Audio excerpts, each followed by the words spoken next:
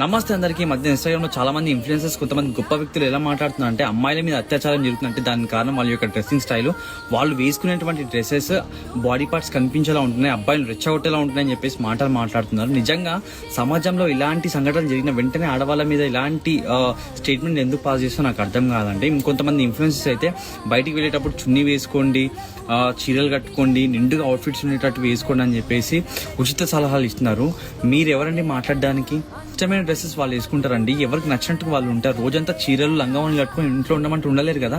సందర్భాన్ని బట్టి, అకేషన్ బట్టి, ట్రెండ్ని బట్టి వాళ్ళ యొక్క అవుట్ఫిట్స్ చూస్ చేసుకోవడానికి వాళ్ళకి రైట్ ఉంది. మన అక్క చెల్లెలకు కానీ మన స్నేహితులకు కానీ చెప్పాల్సింది డ్రెస్సింగ్ స్టైల్ మార్చమని కాదు. మనం అడవి లాంటి సమాజంలో ఉంటున్నాము, అక్కడ మానవ మృగాలు ఉంటాయి, వాళ్ళ నుంచి కాపాడుకునే ధైర్యం మనకి రావాలి, జాగ్రత్త మనకు ఉండాలి, ఎంత స్ట్రాంగ్ గా ఉండాలి. ఎవరైనా చిడాయించినా చేసినా కూడా చీరేయాలని చెప్పేసి చెప్పాలి. అమ్మాయిలు చాలా మంది హాట్ గా రెడీ అయ్యి రీల్స్ చేస్తూ ఉంటారు.